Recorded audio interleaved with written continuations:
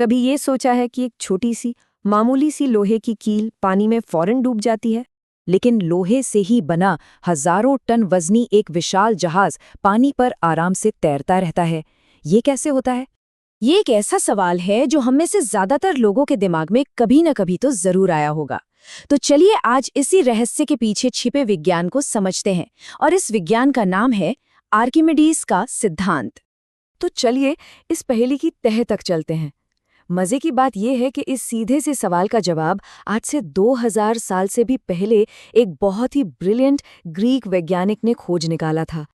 और उस महान वैज्ञानिक के नाम पर ही इस सिद्धांत का नाम पड़ा, आर्किमिडीज का सिद्धांत। ये सिद्धांत असल में एक ऐसी अदृश्य शक्ति के बारे में है जो पानी के अंदर हर चीज को ऊपर की तरफ धक्का देती है।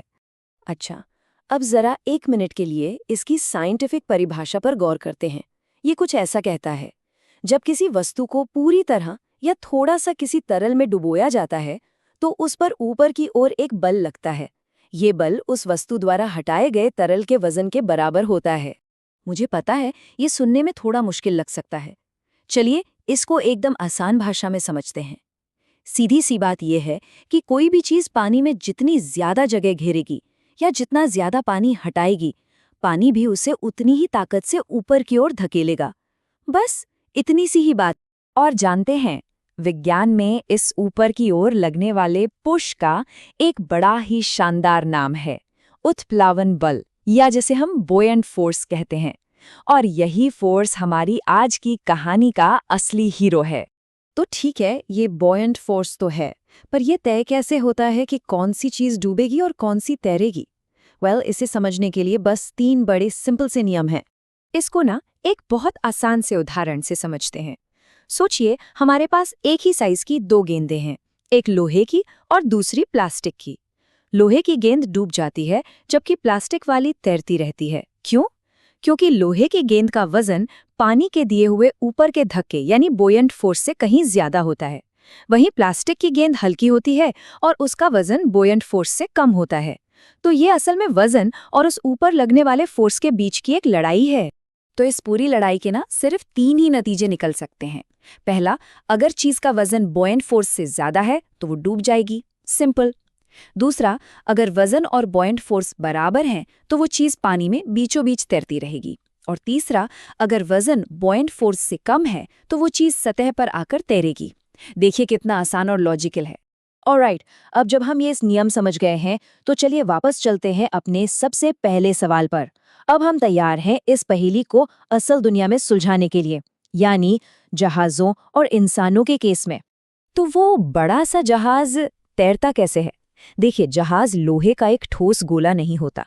उसका डिजाइन ऐसा होता है कि अंदर बहुत सारी खाली जगह होती है जिसमें हवा भरी रहती है। अपने इस विशाल आकार की वजह से वो भारी मात्रा में पानी को हटाता है, और जैसा कि हमने सीखा, जितना ज्यादा पानी हटेगा बुयंट फोर्स उतना ही ज्यादा होगा। और ये फोर्स इतना पावरफुल होता है कि वो पूरे जहाज के वजन को ऊपर उठाए रखता है।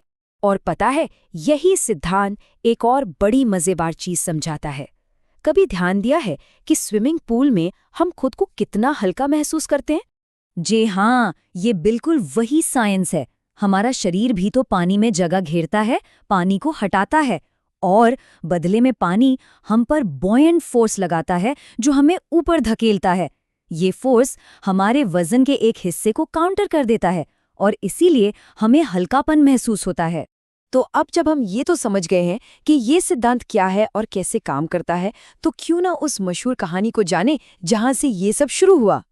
ये कहानी है सोने के मुकुट की। कहानी शुरू होती है एक राजा और एक बड़ी ही मुश्किल चुनौती से। राजा ने आर्किमिडीज को एक काम दिया, ये पता लगाना कि राजा का सोने का मुकुट 100% असली सोने का है या नहीं।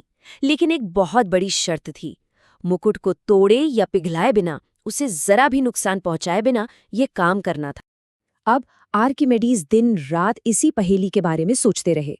फिर एक दिन जब वो नहाने के लिए पानी से लबालब भरे टब में घुसे तो उन्होंने देखा कि पानी का लेवल ऊपर उठा और कुछ पानी बाहर छलक गया। और बस उसी पल उनके दिमाग की बत्ती जली। उन्हें एहसास हुआ कि इस पहेली का हल इसी हटाए गए पानी के वॉल्यूम में छुपा है। और कहते हैं कि वो इस खोज से इतने इतने ज्यादा खुश हुए कि सड़कों पर यूरेका यूरेका चिल्लाते हुए दौड़ पड़े, जिसका मतलब होता है मैंने इसे ढूंढ लिया, मुझे जवाब मिल गया।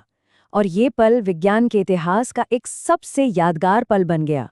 और आर्किमिडीज ने जो खोजा था वो कोई छोटी मोटी बात नहीं थी, उसने वाकई दुनिया को बदल कर रख दिया। आज बड़े बड़े जहाज़ों और पनडुब्बियों के डिज़ाइन से लेकर तरल चीज़ों की डेंसिटी मापने वाले हाइड्रोमीटर तक, और यहाँ तक कि हमारी मॉडर्न स्विमिंग टेक्निक्स भी, सब कहीं ना कहीं इसी एक सिद्धांत पर आधारित हैं। तो आज की इस पूरी बातचीत से सबसे बड़ी बात क्या निकल कर आती है, वो ये है कि किसी चीज़ का तैरना या डूबना सिर्फ उसके वजन पर निर्भर नहीं करता, बल्कि ये तीन चीज़ों के बीच का एक बैलेंस है। वस्तु का वजन, उसका घनत्व यानी वो कितनी घनी है, और वो कितना पानी अपनी जगह से हटाती है। और ये पूरी कहानी हमें एक बहुत ही दिलचस्प सवाल के साथ छोड़ जाती है। जरा सोचिए, इस बॉयंट फोर्स की तरह और कौन-कौन सी ऐसी अदृश्य शक्तियां हमारे आसपास हर वक्त काम कर रही हैं, जो हमारी दुनिया को हमारी नज़रों के ठीक सामने हर पल एक नया आकार दे रही हैं।